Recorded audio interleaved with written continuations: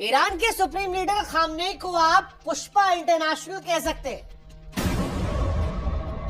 जो अमेरिका की आंखों में आंखें मिलाकर इन दिनों कह रहे हैं मैं झुकेगा नहीं। हाँ, क्योंकि जब ईरान की मिसाइलों ने कतर में अमेरिका के सबसे बड़े एयरबेस पर बम बारूद बरसाया तो वो सिर्फ हमला नहीं था, वो ऐलाने जंग था। ऐसा ऐलाने जंग जिसकी आवाज वॉशिंगटन की दीवारों से टकराई और गूंजते गूंजते इजराइल समेत सारी दुनिया तक पहुंच गई। वो जो ईरान को पसंद करते हैं या ईरान को नापसंद करते हैं, दोनों कह रहे थे कि भाई खामनेई में दम तो है, स्टील की बॉल है, वरना अमेरिका जैसी सुपर पावर से लड़ने की हिम्मत और हिमाकत करना सबके बस की बात नहीं है।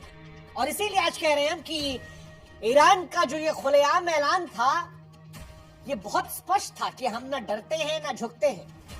ये मिसाइलें जो अमेरिका पर बरसाई गई थी, ये ईंट पत्थर की नहीं थी, बल्कि अमेरिका के रुतबे के माथे पर एक तमाचा थी, जहां हर धमाका एक ललकार थी कि अगर हमारे शहर जलते हैं तो हम भी तुम पर हमला करने की हैसियत रखते हैं। बारूद की स्याही से ईरान ने लिख दिया कि अब खामोशी नहीं चलेगी, लेकिन ईरान के इस कदम ने दुनिया को झकझोर कर रख दिया और ये सवाल पैदा कर दिया कि ईरान ने जो किया ये केवल जवाब था या तूफान की पहली आहट।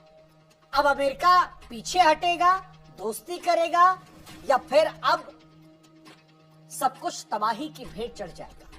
क्या वो ईरान को इराक बना देगा?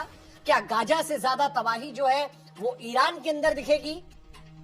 या अमेरिका जो बीते कुछ सालों में युद्ध से थक चुका है अलग अलग देशों में, वो ये मान लेगा कि ठीक है, चलिए इन्होंने भी रिएक्शन कर दिया, हमको जो एक्शन करना था हमने कर दिया, अब कहानी अलग हो जाएगी। लेकिन इतना स्पष्ट है कि अब जो रुका वो कमजोर कहलाएगा और जो बढ़ा वो दुनिया को युद्ध की आग में झोंक जाएगा। ईरान ने जो कुछ किया वो सिर्फ एक सैन्य रणनीतिक कदम नहीं था, एक गहरा मनोवैज्ञानिक युद्ध था। उसने न केवल अमेरिका की सैन्य ताकत को चुनौती दी, बल्कि उसके वैश्विक दबदबे की नींव हिला दी। जब दुनिया ईरान को आर्थिक प्रतिबंधों, आंतरिक अस्थिरता, कूटनीतिक अलगाव से उलझा हुआ मान रही थी, जब ये चर्चा चल रही थी कि खामनेई जिंदा बचेंगे या मार डाले जाएंगे, उसी वक्त उसने कतर में अमेरिका के सैन्य ठिकाने पर हमला किया।